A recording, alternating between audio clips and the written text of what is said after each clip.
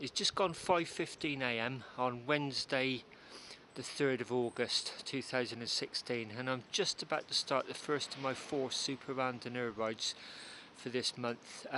So just a little backtrack on what I'm trying to do. Last September I decided I wanted to try and ride a Super Randonneur series every month for a whole year, for 12 consecutive months. So this is going to be my final month of riding a Super Randonneur series. And what a Super Randonneur series is, it's an award recognised by Audax UK of an achievement of riding a 200, 300, 400 and 600 kilometre ride each year. So what I'm trying to do is condense 12 years of that award into 1 year.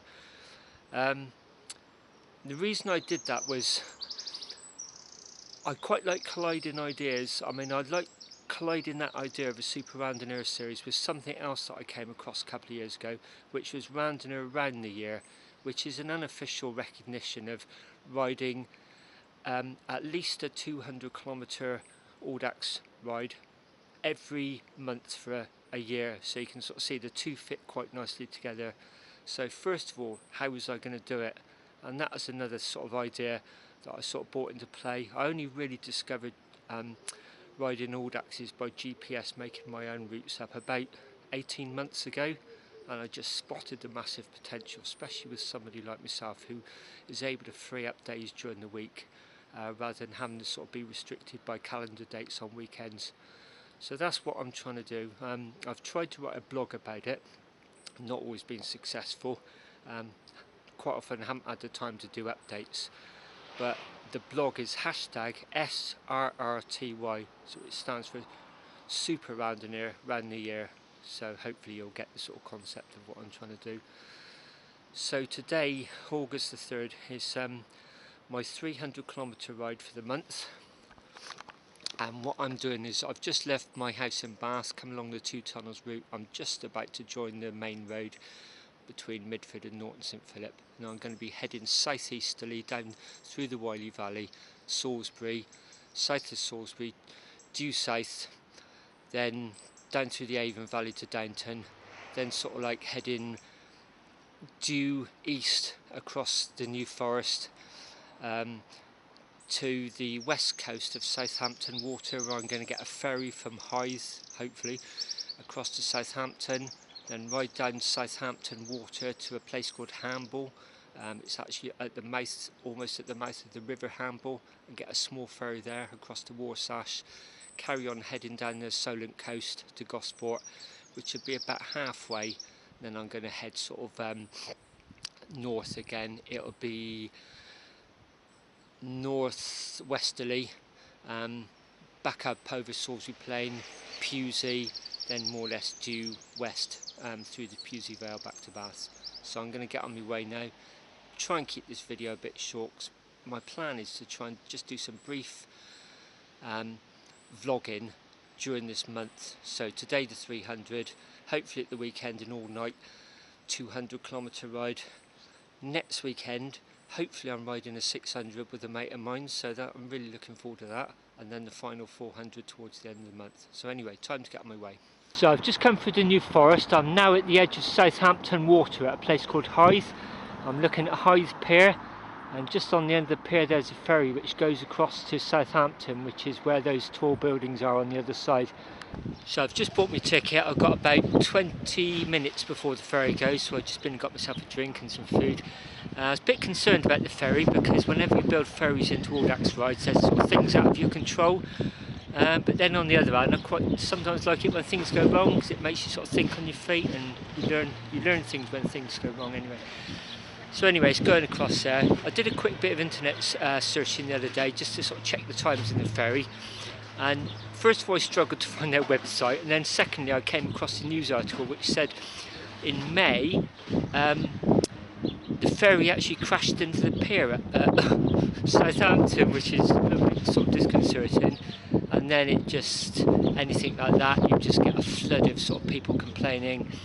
And there was a lot of articles in the local paper about the poor service. So I came down here sort of a little bit, sort of wondering whether I'd get across If I didn't, I'd have tried to blag it on the bus, but anyway, everything's okay for the time being. So just leaving Hythe Pier, there's the train going back across. Now I'm heading across to Southampton. We are sailing, cue the music.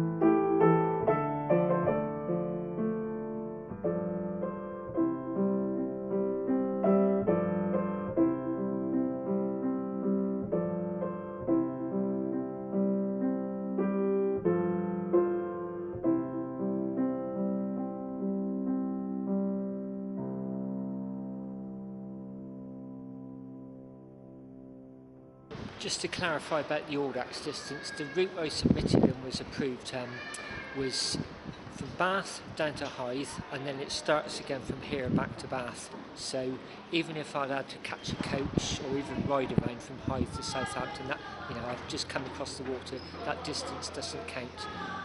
So it is going to be just over 300 kilometres. Well, I'm now coming into Hamble, and there's a couple of things of interest here.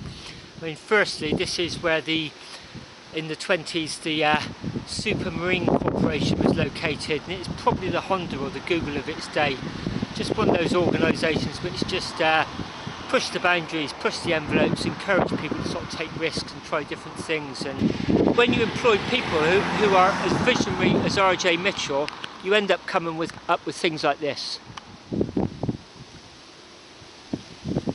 Now in Hamble Village Square, just a couple of 100 yards away from the ferry. And after the 2012 Olympic uplift that all the athletes gave us, my ex-employer, Royal Mail, decided to paint post boxes gold at the location of every gold medal winner. So in Hamble, there's this wonderful post box painted gold, and it's to commemorate the achievements of Danny King, the cyclist. And any cyclist from Bath will have fond memories of Danny. She came to represent British Cycling, who were one of the partners who built the Odd Down Cycle Centre, and she came to open it up, and she had that amazing gold medal around her neck that day. Just remember thinking at the time, what a great person, a great ambassador, and probably the closest I'm ever going to get to a gold medal. So Danny, thumbs up. Here we are then, the pier head of Hamble, second ferry of the day. Nice bit of rebranding, bringing it into 21st century bright pink.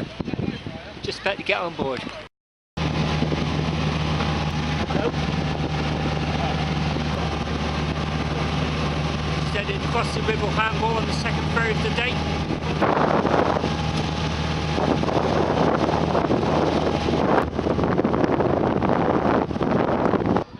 Just at the halfway point now, Gosport Seafront, so I'm as far south as I'm going to get.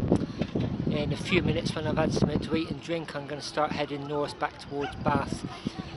The weather forecast today sort of said there's going to be a west-northwesterly, so it looks like I'm going to get the wind into me on the way back. But I did sort of come prepared. I've put some tri-bars on. This is an absolutely great example of DIY by GPS. I'd have never found this without GPS, some software. Basically riding parallel to a very busy road between Gosport and Fareham, along the track of the old Gosport to Fareham Railway, famous for Queen Victoria and Prince Albert when they went down to Isle of Wight. They're probably the most famous users. So I'm probably going to finish the film off here now actually.